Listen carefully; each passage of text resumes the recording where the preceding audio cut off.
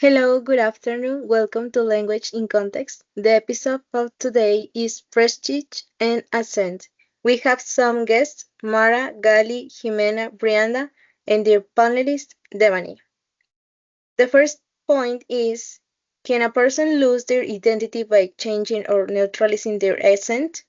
Brianda, tell us, what do you think? Well, I think that can totally happen. Your accent is kind of part of who you are. It shows where you come from, your culture, your background. So when someone's change their accent to some more neutral, they may feel like they're hiding or losing a part of themselves. It doesn't mean they stop being who they are, but it can feel like they're not feeling expressing their identity anymore.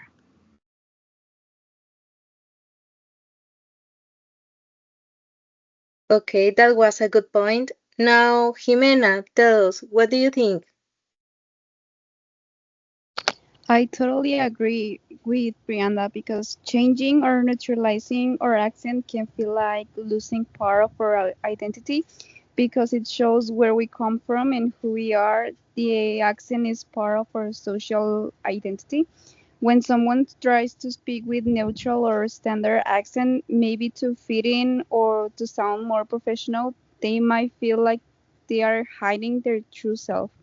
It's not it's not just a change in pronunciation, but it can feel like a change in belonging.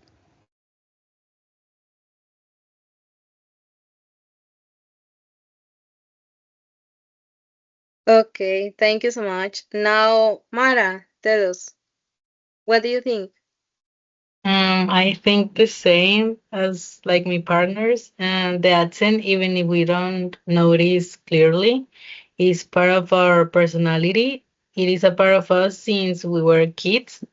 And talking about the neutral accent, I think it's a great example of how the accent is part of our identity. It's like when actors are asked to neutralize their accent for a series or a movie because they sound very much from the country where they live.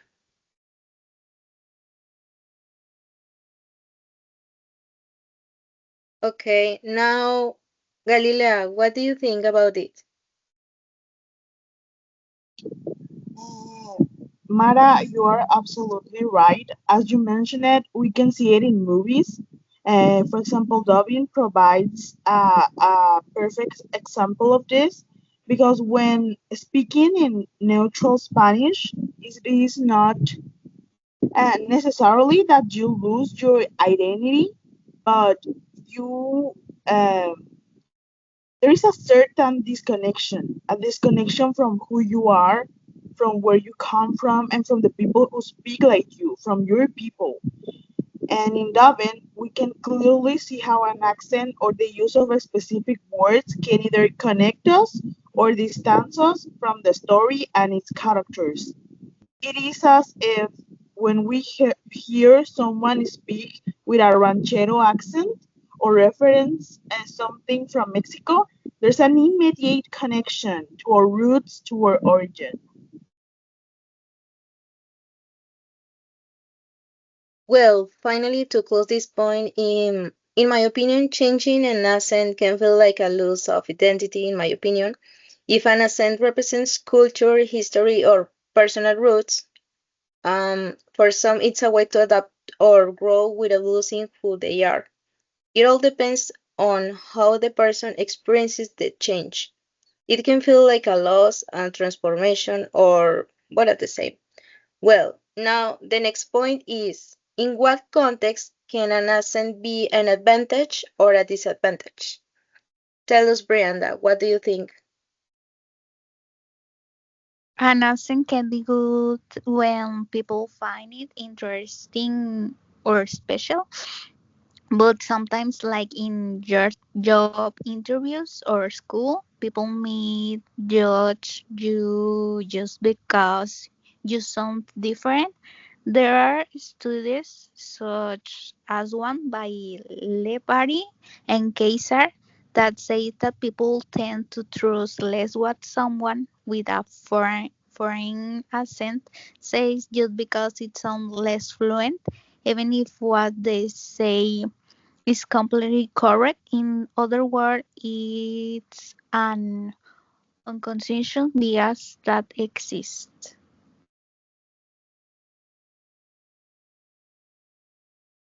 Okay, thank you. Now, Jimena, tell us, what do you think? Accents can make a big difference in how people see you. Because, for example, people who speak with a neutral accent can have the advantage that they are seen as more educated or professional. These people with that accent can have more prestige and more opportunities.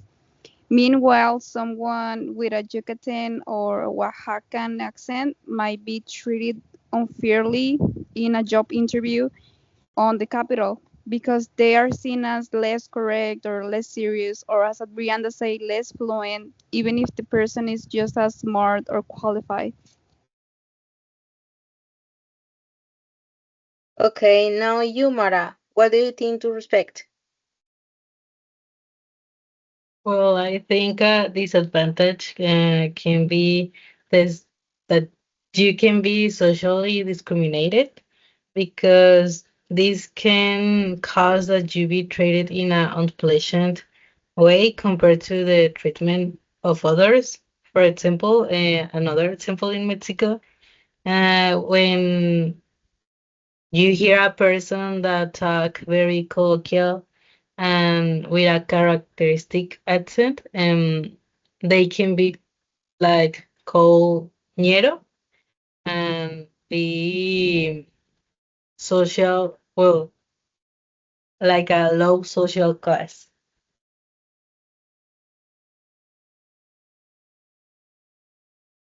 Okay, now the next is Galilea. Galilea, tell us, what do you think?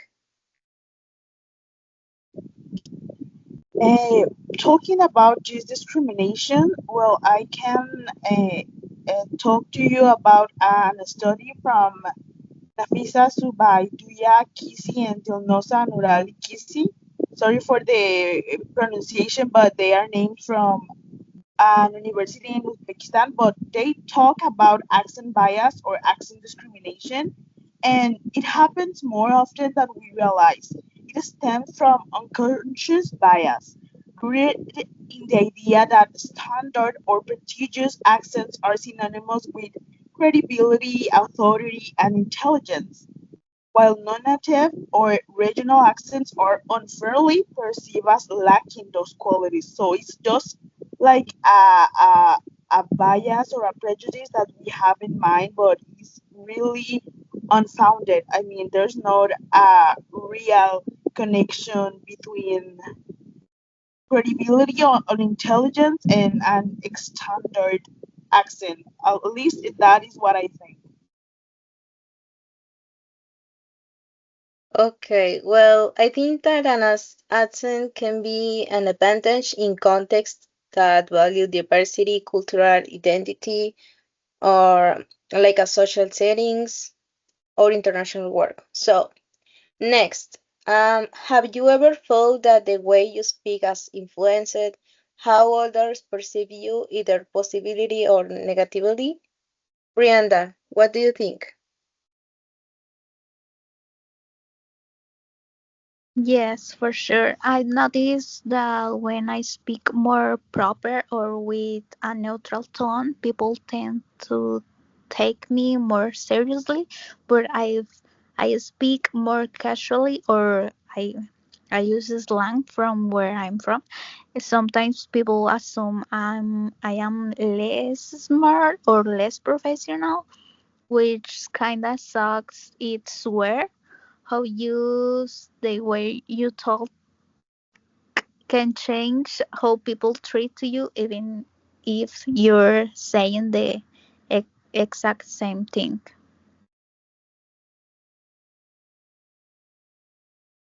Okay, good. Now the next is Jimena. What do you think? For me personally, it hasn't happened that my way of speaking has influenced the way others perceive me, as I'm used to only hanging out and interacting with people of where I'm from. Still, I've heard from close relatives that when they travel or they go to live to another country, they are often judged and people doesn't take them seriously. Okay, now the next is Mara. Well, obviously, a lot of times it happens that the people think I'm angry when I speak, because I speak too seca or sound rude, but I'm really fine. It's just the way I talk sometimes.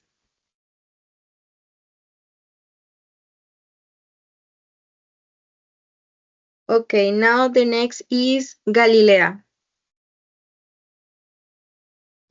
I don't think I perceive like a judgment, not at least as an external agent, but I think that sometimes when I speak in other languages, I judge a lot myself for having a Latin or Mexican accent, and I can judge just in my mind, but I can judge other people for this. And that's really sad and it's not fair because it's not related your accent with your ability to speak in other language.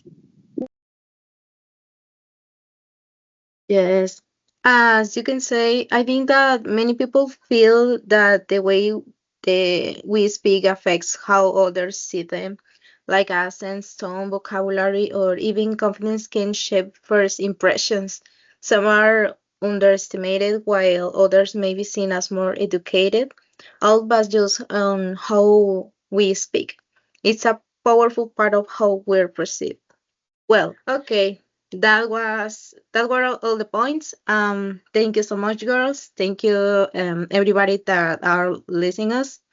That all was for today. Thank you so much.